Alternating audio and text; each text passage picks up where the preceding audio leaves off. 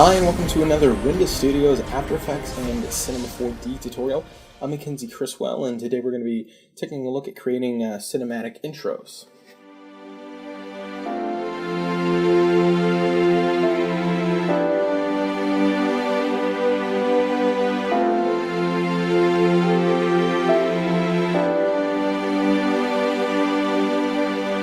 Alright, so as you just saw, what we're looking at today is a very cool design, kind of based around this nice cloudy light design. We've got some nice metallic text actually created inside of Cinema 4D, and just a very cool, organic looking design. And this one is one of my favorites that I've made thus far, one of my favorite motion graphic designs, because it's very photorealistic. We have this crazy, fantastical element. You don't even know what it is, but it just looks real. It looks flawless and very good. And so it's probably the best thing about this design is the fact that, of course, it looks photorealistic and real and amazing, but it's also super easy to create. There's 1,000 different ways you could create it and 1,000 different possible outcomes. So it's really just the kind of effect that via a whole bunch of experimentation and just tweaking a few little details just a little bit, you can create a whole bunch of different designs. And that's pretty great from the motion graphic artist's standpoint, because you do a project for a client 1 month, and then the next month you open up the exact same project file and tweak a couple of dials and change the text, and hey, you've got an entirely different design to sell to your new client. And how did you do that so fast? I don't know, just recommend me to all your friends. It does kind of suck when you're making a tutorial though, because, But anyways, we'll go ahead and get started with this, and I hopefully won't waste any more of your time. So we'll create a new composition.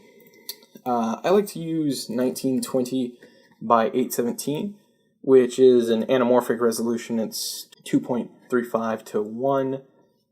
Also use 15 seconds long for this one. So we should actually probably name this composition Fractal, Cinematic Tutorial. And the first thing we need to do is create a new solid. Shortcut for that's Command Y. I feel like that's pretty universal, but I do like to stick to just the basic menus when doing a tutorial. We'll make it black, okay, and we'll go ahead and just name this light burst. There'll probably be about 10 or 15 of these layers copied, so keep that in mind. And more or less what we need to do with this layer is use it to create a small white dot. And the entire design is based off of just a very tiny little white dot in the center. And that opens up a lot of possibilities, because you can do it the way I did and use optical flares. And that allows you to control the intensity very easily and do a lot of very dynamic things with it. You can do it by just creating a layer. Another option that I actually didn't try because I just did not have enough time to was you can try using a particle simulation. CC Particle World, I believe, is the name of the one in After Effects, and there's also Particular, which I think most people have. And that both of those will give you some interesting results. So there's, like I said, this is the first part of it, just 1,000 different ways to get started, and then once we add the other parts, there's 1,000 different ways to tweak it to create a whole bunch of different designs. And just really quickly, by the way, if you create something cool and you want to show it off, you can tweet it to me at Mac_Criswell on Twitter. So we'll come up to Effect and choose Optical Flares. This is the way that I like to do it, just my preference. That way you can control the intensity and all that relatively easily. Okay, so once we've got Optical Flares added, we'll just center up this point in the middle here. You can probably just estimate for this. It doesn't have to be precise, but if you do like it to be precise, a cool trick with optical flares, the center position is obviously the position directly in the middle. So if you just make the X and Y values of the position XY the same as the center position for your comp. Oh yeah. Okay, so the next thing that we need to do is actually transform this into a white dot, because if we tried to use this now, it wouldn't particularly look the way that we want it to.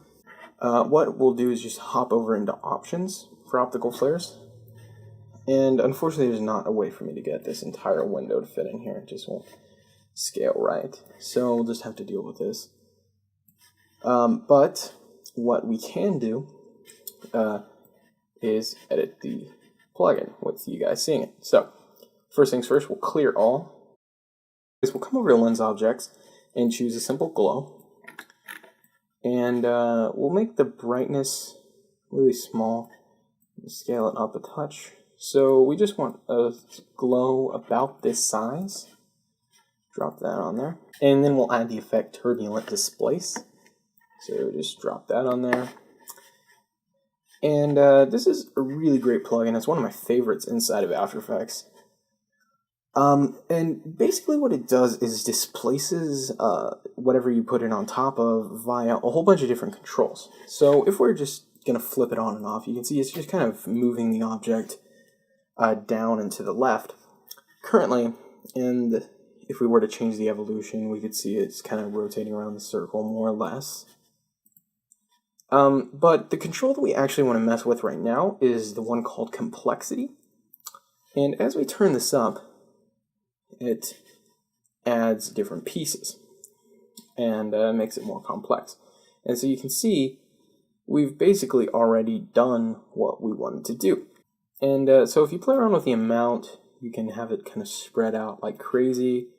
And then the size will kind of have it be eating away at the edges of the light. And there's a lot of really cool different things you can do with it. This is where the real tweaking comes into play, is just playing around with the complexity and then the amount and the size. One other really cool fact I noticed was that if you scale this down a lot and then turn up the amount, you get a very cool kind of design that's great for like a background. This seems to be where it would kind of leave the photorealistic zone and kind of go more towards kind of video game quality effects, but either way, it still looks great to me. And so more or less the rest of this design is actually just playing around with the way that these are created and adding them in different spots, changing the amount, the size, the scale, the complexity of them, and just really kind of organizing them in a way that you think looks cool. I think I played around with all the different layers for about 3 hours before I even started adding color correction and all that good stuff to it. So you can really mess around with these as precisely as you want until you get it to look the way you do. And the way you would do that is just change the blending mode to screen. Or lighten will pretty much just remove the black, but screen looks fine. Okay, screen.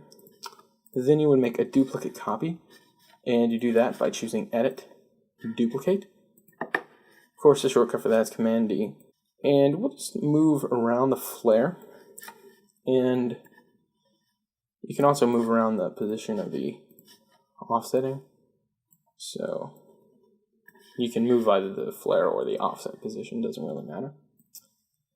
And let's see. Turn up the amount on scale, and you just kind of want to start messing around with these.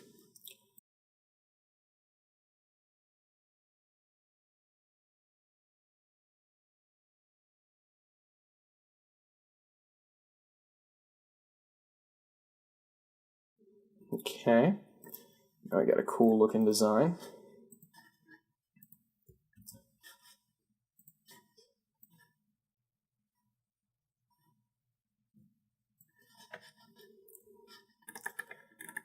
If you have an effect that looks good, but you just want to like add some contrast to it, curves is a great effect to add some nice kind of waveform or linear contrast to it. That way you can get some nice effects without screwing too much up.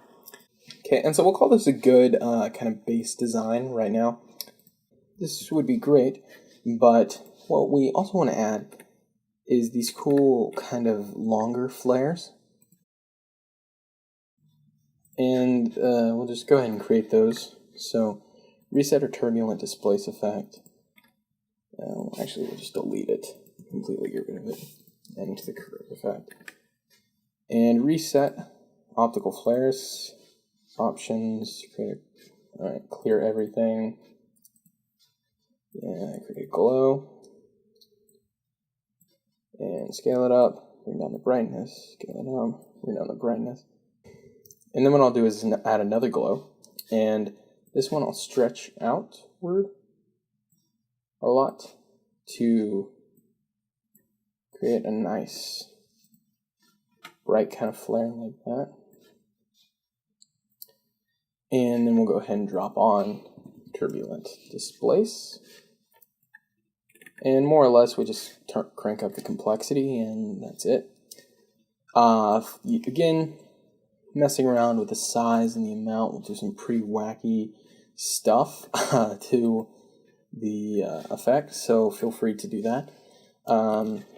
I put this below the first two layers because the first two layers were used to kind of add color to our title, and then I made a copy of it and kind of tossed up the amount. So, and then I think I lowered the opacity of it to about 50. So very subtle kind of adjustment to it. Okay, so the next thing we want to do is start to add a color grade, and we'll do that by just adding new layers. So layer new solid. And if we hit this button here, it'll make an adjustment layer. We'll go ahead and add a tint effect on here. Again, a very quick way to desaturate the entire thing. We'll drop on curves and start to mess with this a little bit. First things first, we'll add some contrast. Drop on another curves. I use a lot of curves while I'm grading. Okay. So, the shadows. Gonna knock up some brightness if we can. We'll add glow. A very, very light glow here. So only the brightest parts of it.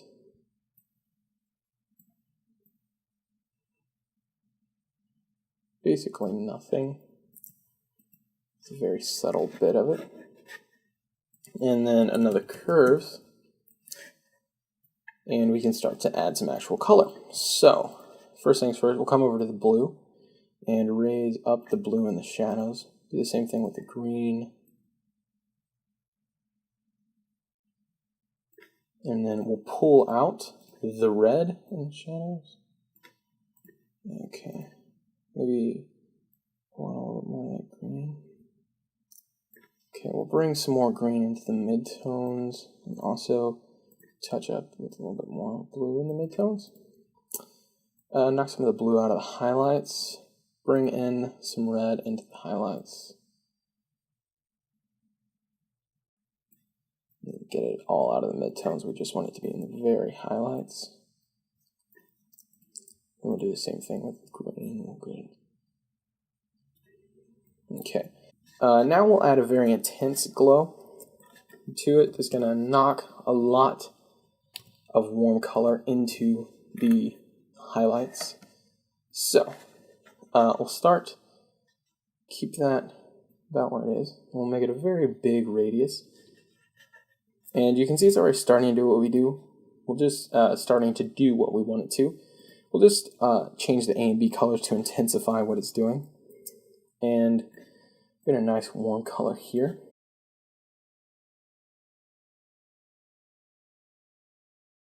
Okay, I like to make it a pretty large radius, and then duplicate a copy and make this one a lot less intense in a very selective part of the image. And bring down the radius some. And so the last part of the color grading process is to add a vignette to the image. And The way to do that is just with a new solid and then an elliptical mask around the edge. So, kind of like that. And I like to change it to subtract. And then feather it out about 500 or so pixels.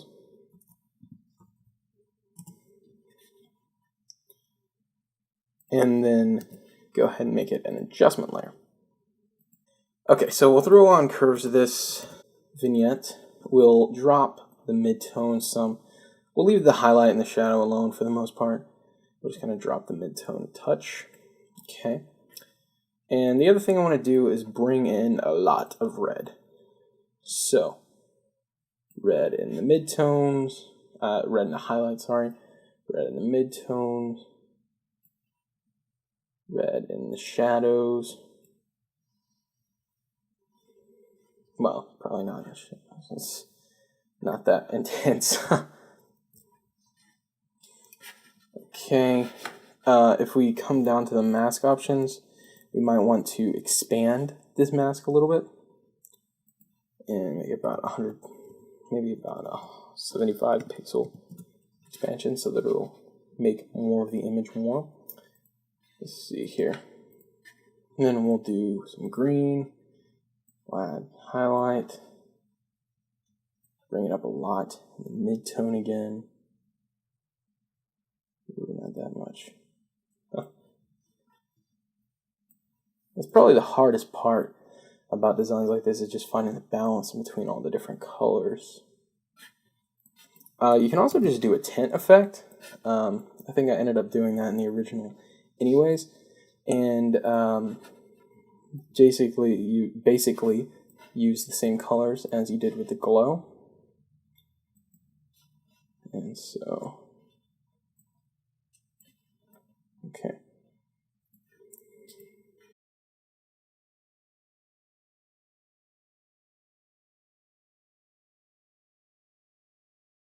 Okay, so this isn't nearly as intense of a look as the other one, and if you wanted to add some of that intensity, you could just make a duplicate copy, and let's see, shove it over in the corner, maybe down here, really far off into the corner, and then just turn up the scale, so that'll give it more of that cross-colorization that we were going for. And so really quickly, we'll just kind of animate this. So if we select the light burst layers, you'll come to the end and keyframe the amount, size, and yeah, just amount and size for all these. So come down here, amount, size. Okay, and that will be the keyframe for the end of our animation. And then what we'll do is jump to the beginning and just screw it all up. So make it really large, offset it. That's basically the idea, is just to offset it some. In the original, what I did was I put an expression on all of the evolution options. And so I just did like time times 150 or something like that, and then just change it up. And it created some cool evolution throughout. So the other thing we need to do is create a flash animation. So for that, we need to, get these two layers solo. And what we want to do is basically create a light burst. And the way that we'll do that is with Optical Flares. We'll keyframe the brightness and scale, go forward about 2 frames, and then burst up the brightness and the scale like a lot. And then go down about 3, maybe 5 frames, and return them to normal. So 100 and 100. So now we've got our animation for our text to come in, and we'll want to go ahead and line it up on the point where we want it to come in. Okay, so here's our burst of light. Keep in mind the glow will magnify whatever light you put there, so just kind of keep that in mind. So the next thing we'll do is go ahead and create our logo inside of Cinema 4D. Alright, so inside of Cinema 4D, we'll go ahead and create a 3D title really quickly. So in Cinema 4D, it's relatively straightforward. you come up to your lines and choose text. You type whatever you want, so it's cinematic. And we'll pick a font. I used Ironclad in the original. We can go ahead, rotate around the camera if you hold down Alt. Of course, the mouse wheel will scroll you out some. And Alt plus the middle mouse button will move it. Okay. And what I'll do is go ahead and create a new camera based on this view. So just camera. What we can do is add in a NURB object called extrude. Drop it onto the text. Drop the text onto it. So we'll come to extrude and extrude it out about 100 centimeters. What we want to do is actually create a bevel, because right now it's just extruding. So the way that we can do that is by using what's called a fillet cap, and that fillets it out and then caps it. So we'll bring down the size of that fillet to about 1. Turn up the steps to about 64, I think is pretty good with most 3D, and that just gives it a nice bevel on the side. Okay. You can also change the fillet type. I like to make things concave and convex, play around with that particular feature. That's a very cool thing to give it a different look. We'll create a copy of this, so Command C, Command V, and we'll just knock it back some. And then we'll come to the extrude and turn up the size of the fillet cap. So all we're doing. And we'll turn down the steps to 0 and make it convex. Really quickly, I'll come into the render settings and just set this up to render for what we need. 1920 by 817. That's our render area. We don't need a frame rate because we're just going to be rendering out one image. Okay.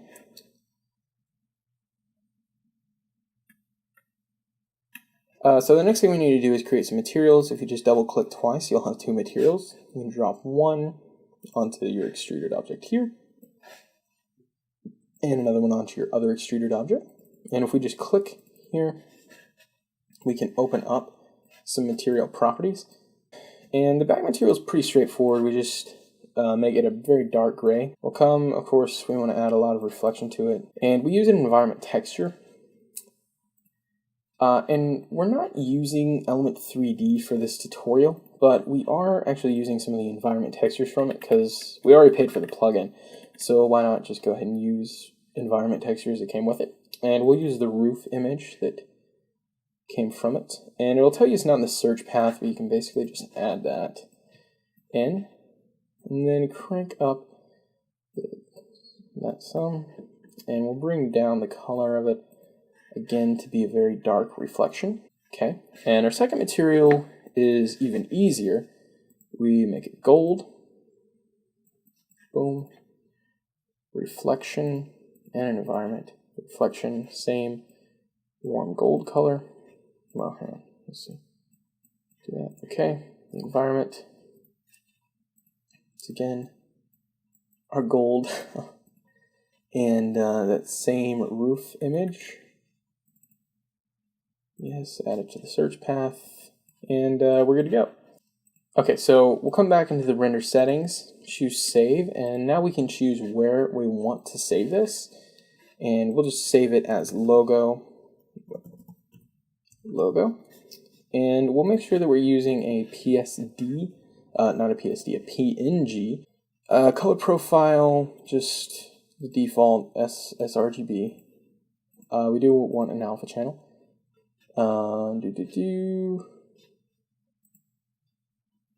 Don't have it interlaced, and now we should be good to go. As soon as you hit render, it'll render out your image, and we'll be good to jump right back over into After Effects. Alright, so once we finish rendering the logo, we'll just come over and drop it below the first 2 layers, above the 2 light layers, and it'll come in like this. So we'll just hit Command-Shift-D to cut it. And it'll just kind of pop on, but in the brightness no one will notice. Okay, so if we go forward 3, 4, 5, 6, whatever number of frames you want, we'll see it's been added in and it looks pretty nice. So we'll just kind of scale it down and get it looking nice. I had it scaling down the entire time. And here you can see it's more behind kind of a foggy cloud. And you can mess with how much it's hiding behind by just literally adjusting which layers it's behind. So if it's behind a lot of layers, it'll look like it's behind a lot of stuff. If it's not, it won't look like it's behind as much stuff. So now you can see we've got our text in here and it's looking pretty nice. And what we want to do is add a quick addition to this. So we'll duplicate a copy and choose the fill effect. Fill. And we'll go ahead and change that to white. And we'll add an effect called CC Radial Blur. And underneath the glow, we'll turn up the fading zoom. Turn it to fading zoom. Turn up the amount.